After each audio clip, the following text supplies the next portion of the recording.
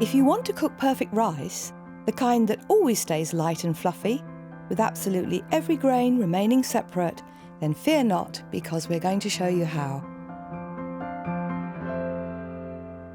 People are afraid of cooking rice.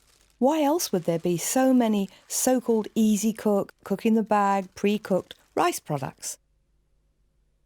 And as always, if you learn how to cook rice properly, you'll save a lot of money, and it will be so much better. We're going to start with how to cook long grain rice. What you're looking for is this magic word, basmati. This is the very best quality. It has slim grains with needle-sharp points at each end. And it has the very best flavour. I like to use it straight from the packet because if you wash it, you risk losing some of its nutrients. And if you want to find out more about all this, take a look at our Cookery School study notes.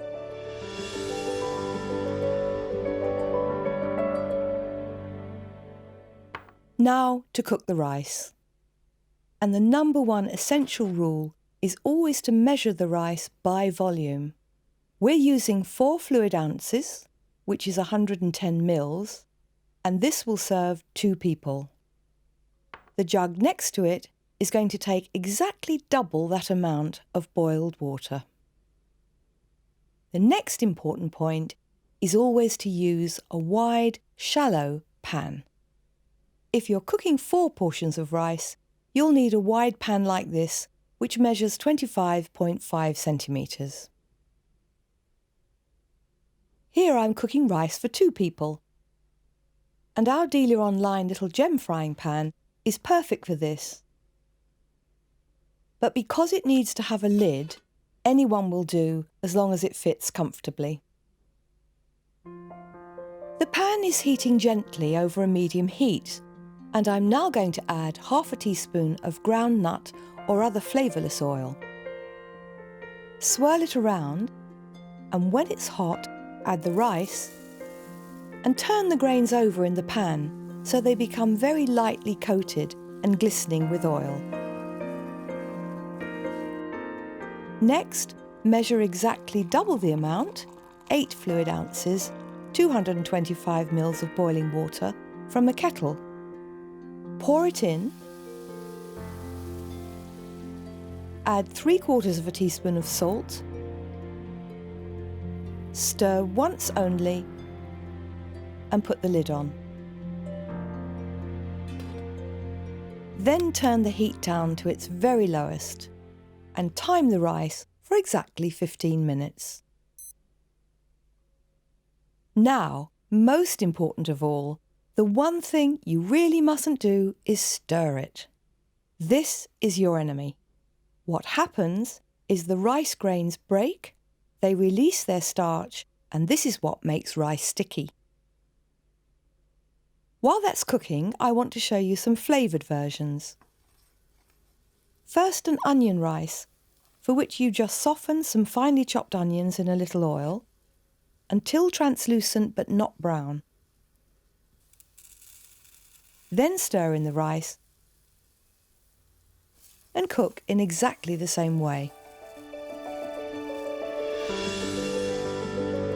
Another special version to serve with curry is to make a spiced pilau rice.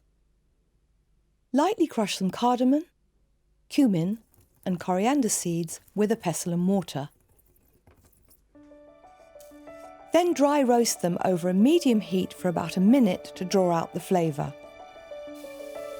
Cook with the rice and some onion as before. Add a small piece of cinnamon stick and half a bay leaf along with some salt. Both these recipes are here online. Back to our perfect basmati rice. Remove the lid after 15 minutes when the liquid will have been absorbed and the rice will then be cooked.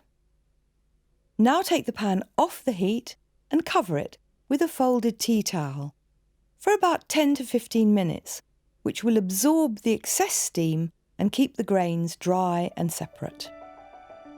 After that, just gently separate and fluff up the grains of rice with a fork. And that's perfect basmati rice, no problem. Once you've mastered the art of cooking rice, you can make so many wonderful recipes. And this one is the famous Kedgeree.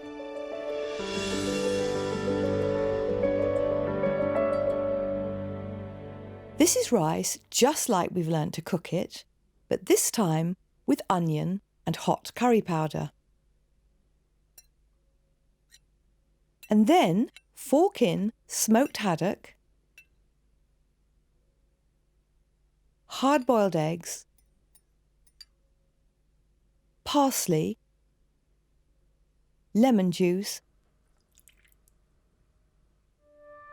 and butter. Then mix it all together. Place it on a low heat, put a cloth over, being careful to keep the cloth away from the heat, and give it 5 minutes.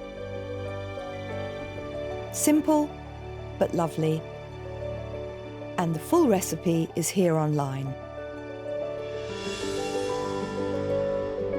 Also, very simple, is Chinese stir-fried rice.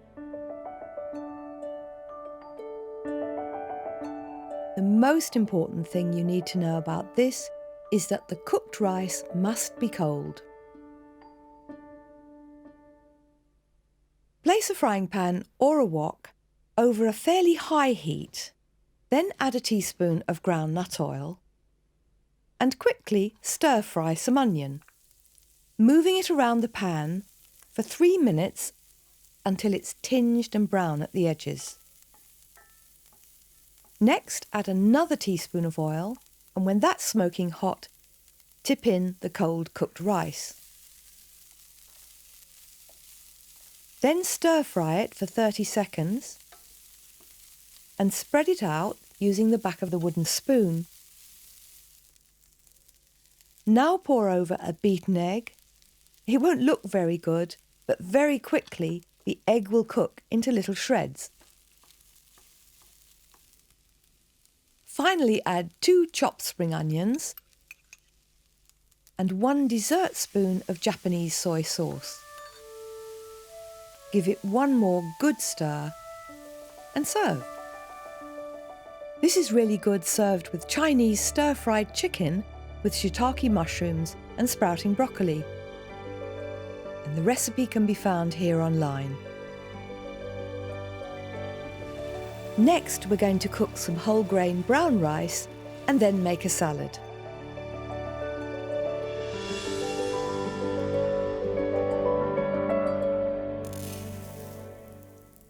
We follow exactly the same method as white rice, measuring in the same way, but this time it's going to take 40 to 45 minutes to cook.